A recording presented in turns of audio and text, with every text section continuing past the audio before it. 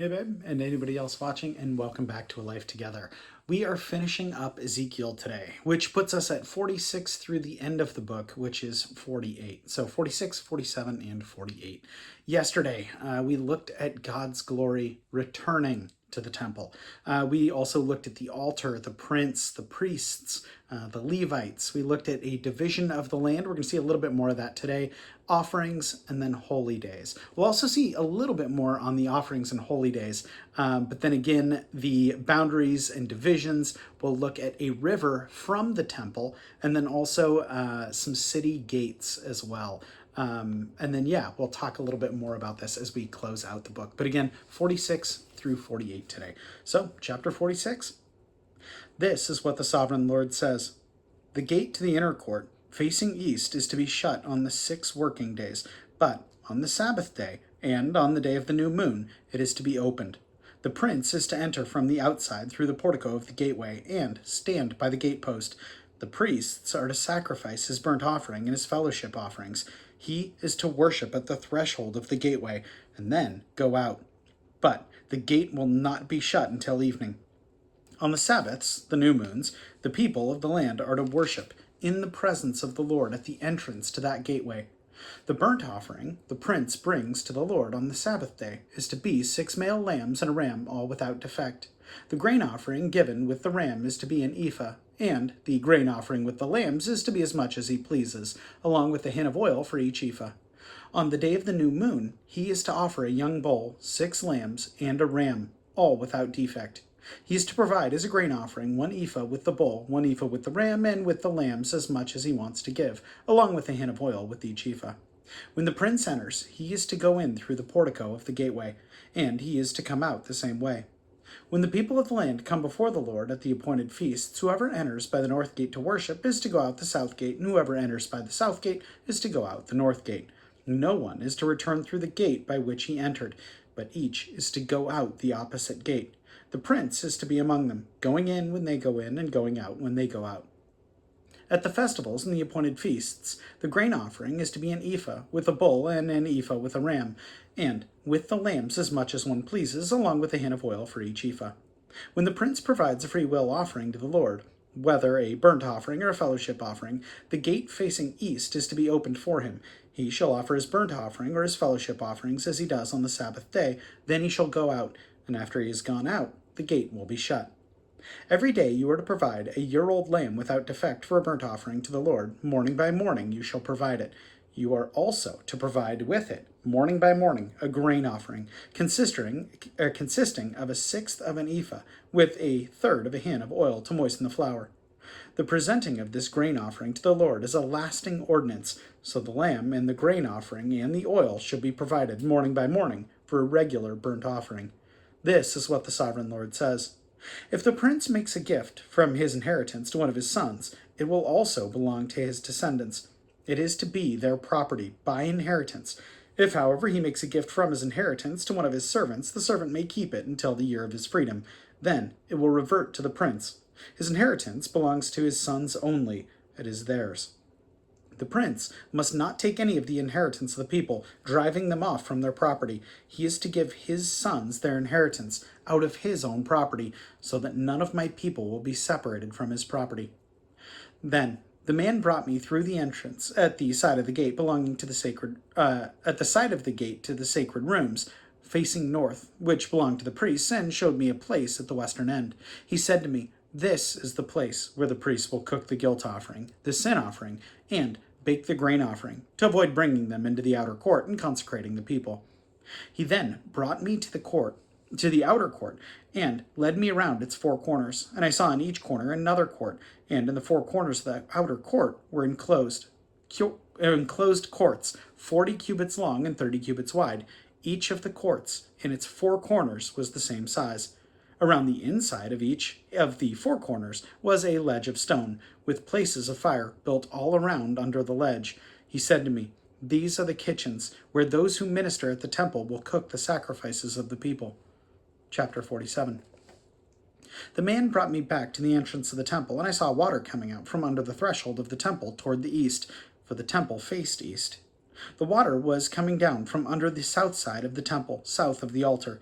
Then he brought me out through the north gate and led me around to the outside of the outer gate, facing east, and the water was flowing from the south side. As the man went eastward with a measuring line in his hand, he measured off 1,000 cubits, and then led me through the water that was ankle deep. He measured off another 1,000 cubits, and led me through the water that was knee deep. He measured off another 1,000, and led me through the water that was up to the waist. He measured off another 1,000, but now it was a river that I could not cross, because the water had risen and was deep enough to swim in, a river that no one could cross. He asked me, "Son of man, do you see this?" Then he led me to the bank of the river, and when I arrived there, I saw a great number of trees on each side of the river. He said to me, "The water flows toward the eastern region and goes down toward the Araba, where it enters the sea. When it empties into the sea, the water there becomes fresh. Swarms of living creatures will live wherever the river flows. There will be large numbers of fish because the water flows there and makes the salt water fresh. So where the river flows, everything will live. Fishermen will stand along the shore, from En-gedi to En-Glaim. There will be places for spreading nets. The fish will be of many kinds, like the fish of the Great Sea, but the swamps and marshes will not become fresh. They will be left for salt. Fruit trees of all kinds will grow on both banks of the river. Their leaves will not wither, nor will their fruit fail. Every month they will bear, because the water from the sanctuary flows to them. Their fruit will serve for food, and their leaves for healing." This is what the Sovereign Lord says. "These are the boundaries by which you are to divide the land for an inheritance among the 12 tribes of Israel, with 2 portions for Joseph. You are to divide it equally among them, because I swore with uplifted hand to give it to your forefathers. This land will become your inheritance. This is to be the boundary of the land. On the north side, it will run from the Great Sea by the Helathon road past Lebo-Hamath to Zedad, Berotha, and Sibraim, which lies on the border between Damascus and Hamath, as far as Hazer Hatikon, which is on the border of Haran. The boundary will extend from the sea to Hazar Enan, along the northern border of Damascus. With the border of Hamath to the north, this will be the north boundary. On the east side of the boundary will run between Haran and Damascus, along the Jordan between Gilead and the land of Israel, to the eastern sea, and as far as Tamar. This will be the east boundary. On the south side, it will run from Tamar as far as the waters of Meribah Kadesh, then along the Wadi of Egypt to the Great Sea. This will be the south boundary. On the west side, the Great Sea will be the boundary to the point opposite Lebo-Hamath. This will be the west boundary. You are to distribute this land among yourselves according to the tribes of Israel. You are to allot it as an inheritance for yourselves and for the aliens who have settled among you and who have children. You are to consider them as native-born Israelites. Along with you, they are to be allotted an inheritance among the tribes of Israel. In whatever tribe the alien settles, there you are to give him his inheritance, declares the Sovereign Lord. Chapter 48. These are the tribes listed by name. At the northern frontier, Dan will have 1 portion. It will follow the Helathon road to Lebo-Hamath, Hazar Enan, and the border of Damascus. Next to Hamath will be the part side of its border from the east side to the west side. Asher will have 1 portion. It will border the territory of Dan from east to west. Naphtali will have 1 portion. It will border the territory of Asher from east to west. Manasseh will have 1 portion. It will border the territory of Naphtali from east to west. Ephraim will have 1 portion. It will border the territory of Manasseh from east to west. Reuben will have 1 portion. It will border the territory of Ephraim from east to west. Judah will have 1 portion. It will border the territory of Reuben from east to west. Bordering the territory of Judah from east to west will be the portion you are to present as a special gift. It will be 25,000 cubits wide, and its length, from east to west, will equal 1 of the tribal portions. The sanctuary will be the center of it. The special portion you are to offer to the Lord will be 25,000 cubits long and 10,000 cubits wide. This will be the sacred portion for the priests. It will be 25,000 cubits long on the north side, 10,000 cubits wide on the west side, 10,000 cubits wide on the east side, and 25,000 cubits long on the south side. In the center of it will be the sanctuary of the Lord. This will be for the consecrated priests, the Zadokites, who were faithful in serving me and did not go astray as the Levites did when the Israelites went astray.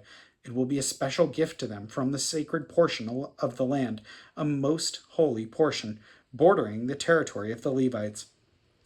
Alongside the territory of the priests, the Levites will have an allotment of 25,000 cubits long and 10,000 cubits wide. Its total length will be 25,000 cubits, and its width 10,000 cubits. They must not sell or exchange any of it. This is the best of the land and must not pass into other hands, because it is holy to the Lord. The remaining area, the 5,000 cubits wide and the 25,000 cubits long, will be for the common use of the city, for the houses and for the pasture land. The city will be in the center of it, and will have these measurements: the north side 4,500 cubits, and the south side 4,500 cubits, the east side 4,500 cubits, and the west side 4,500 cubits. The pasture land for the city will be 250 cubits on the north, 250 on the south, 250 cubits on the east, and 250 cubits on the west. What remains of the area bordering on the sacred portion of the running and sacred portion and running the length of it will be 10,000 cubits on the east side and 10,000 cubits on the west side. Its produce will supply food for the workers of the city. The workers from the city who farm it will come from all the tribes of Israel.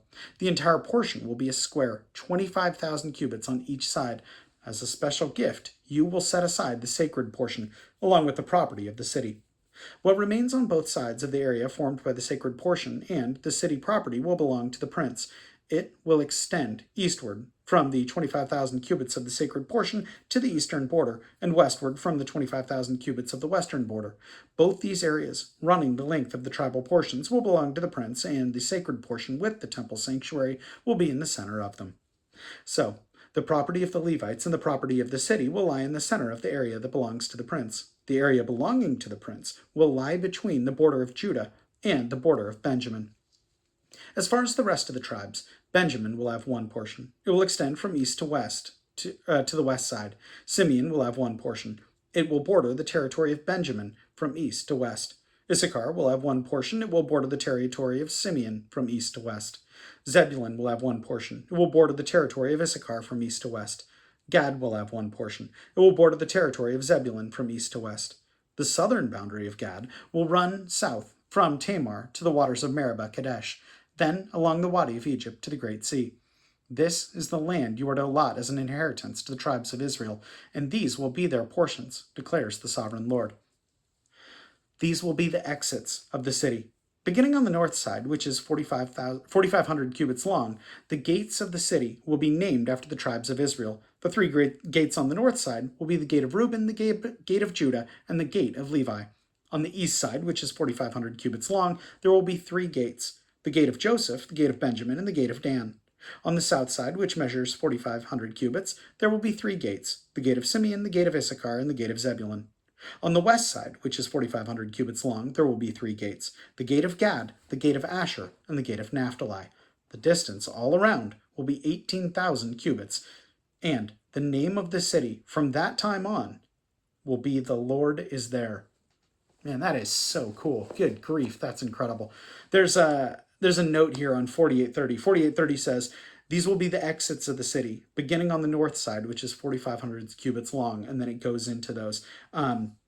This note says, these 12 gates, named after the 12 tribes of Israel, are also described in the New Jerusalem, Revelation 21:12. Other details of Ezekiel's vision are echoed in Revelation 21 and 22. For example, a view from a high mountain, Ezekiel 40, verse 2.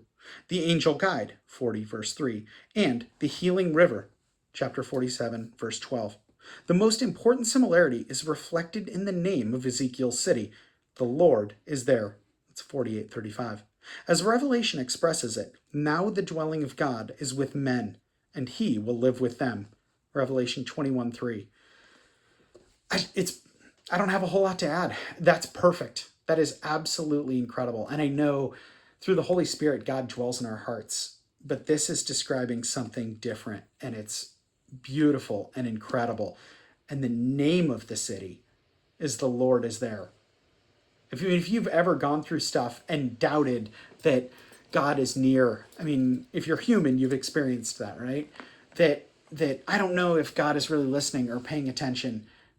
Where you dwell will be named "The Lord is there." That is such a cool, that's amazing. That's absolutely incredible. Worth praying about. So let's do it. My God, I thank you that you are near. I thank you that you seek a relationship with us, Lord, that though we are imperfect and though we are fallen, you see the righteousness of Christ because we look to Christ. And it's not through anything that we've done or earned, Lord, but it's because you are good. that you desire to dwell with us. God, we thank you for the sacrifice of your Son, Jesus. We thank you that we can look forward to a life with you for eternity. My God, you are so good and so holy. We praise you for all these things. And in Jesus' name, amen. Well, that is about all I have for you today. As always, know that I appreciate you. Wife, appreciate you tons. And I will plan on seeing you tomorrow. Have a good one.